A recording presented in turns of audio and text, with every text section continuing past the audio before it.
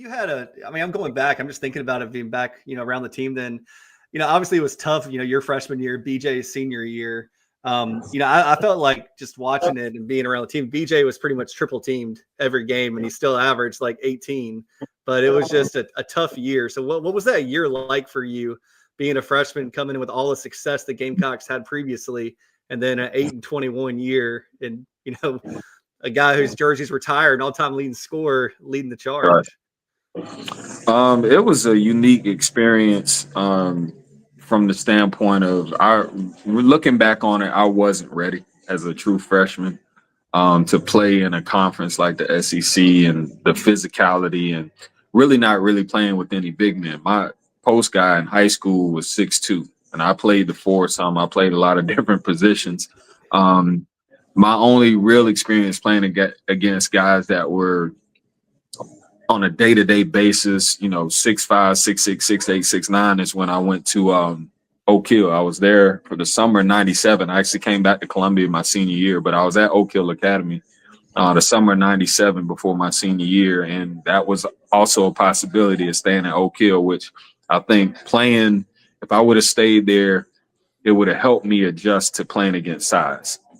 And so trying to figure that part out, the adjustment to the size, the physicality, the dynamic of it was about BJ and trying to get him NBA ready as a point guard.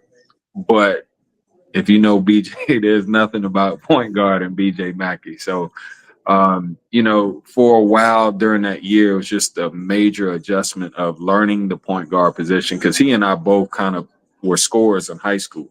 And of course, he exceeded that at the college level. And so we were just trying to figure out that balance of who is actually the point guard, because there were many occasions I bring the ball up the court and then he initiate the offense once I got it across half court, or vice versa. He'd bring it up the court, give the ball to me, and I'd eventually have to get the ball back to him. So I think that just the dynamics of the team that year was really a major adjustment for all of us. And, we wanted to send those seniors out because we had some really good seniors. It was a fun time, but we had some guys that had been through some battles that had some success, and we truly wanted to send them out on a high note. But the chemistry, the dynamics was a major adjustment, and I learned a lot that year. I can say that much. Yeah, I think that you're the perfect guest to have on right now because obviously you played overseas professionally for a long time, had a lot of success there. You won a slam dunk championship as well, I read online. Yeah. So that's pretty awesome. I think a lot of people did not see probably the full dynamics of what I think I brought to the game from my high school days because, I was more of a slasher. We ran a lot of alley-oop plays for me in high school. I was really athletic. And once I got to Carolina, I was really trying to form into this traditional point guard. So once I got overseas, I kind of got the best of both worlds put together. So I was a slasher, I was a scorer, but the things that I learned from Coach Fogler, a lot of mentorship from Melvin Watson, guys like Marcus Saxon playing during the summertime, learning how to be a point guard and lead. All of that came together overseas. So, dunking was my thing my first couple years when I was in Europe, and that's kind of what I was known for early in my career. See, that's wild to me. Go ahead, Alex. You had a question for Aaron. Yeah, when you kind of look back, kind of more broader question. When you look back at your time at South Carolina, how would you describe the impact? Obviously being a local guy, staying at South Carolina, what kind of impact does South Carolina have on you in your time with the Gamecocks?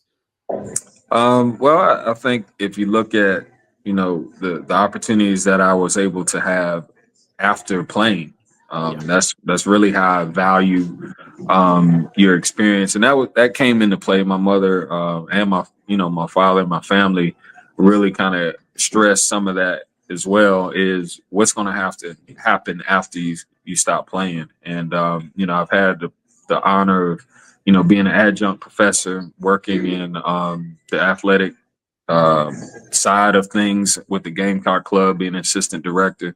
I've done a number of different things and had a number of different opportunities come my way after graduating and coming back to Columbia from Europe. So, it's been a blessing, and I can't thank the university for the many things that they were able to help me with and grow as a young man. And so, I'm forever grateful, forever to be. But I think it could have happened a lot of different places, but I'm certainly happy that it happened in Columbia.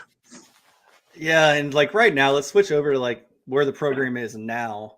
And I know that you still pay close attention. And for those of you who don't know, Aaron's coached at the high school level on the men's and the women's side. Does cross country as well right now at Lower Richland, right, Aaron? That's right. Yeah, so he's LR all day long. So, but right now it's such a different dynamic than when you came up. I mean, there were very few players that, people were getting paid, but they weren't getting paid like they're getting paid now. Right. Getting paid might be like, you get free drinks when you go to 5 Points, you get free burgers when you go around town, somebody might, hook you up with groceries. I don't know, like little things like that. But an extra patty melt at the Russell House. Yeah, exactly. But like now the game's so different that you have to come in as a freshman or an upperclassman and you're basically melding with a new team. And, last year the Gamecocks had a lot of success in the transfer portal, getting a point guard like Talon Cooper.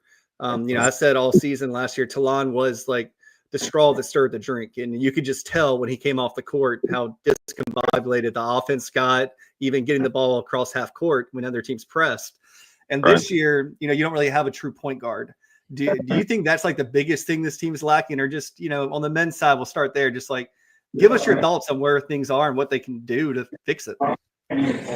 Well, I think in this new era of transfers and, the portal, it makes it difficult to find chemistry, and it's difficult to find guys that naturally have leadership qualities. I think, we can look back on Talon Cooper's time at South Carolina and say he was more than a steady hand. He was the leader of that team, and people follow him. So I think about guys like a Melvin Watson, who didn't necessarily score a lot of points, didn't do a lot of statistical things from that standpoint, but he ran the show. You knew he had command of the team. Guys like Sindarius Thornwell, who had command of the team. Guys like Trey Kelly, who had command of the team. And one, now that I think about it, comes to mind is Mike Boynton in his senior year. Oh, yeah. Who, if you go in the record books, you don't see a lot of stats for Mike Boynton, but for him to lead a team to the NCAA tournament his senior year just shows the quality and the importance of having a strong leader. And that doesn't always show up in the stat book. So I think this team is kind of like my freshman year team, where there's so many different dynamics and so many different people. And it's really difficult each year to try to develop team chemistry and maintain culture when guys are so transient now. And so I think they're seeing some of that right now, but that's just the nature of where we are now in college basketball.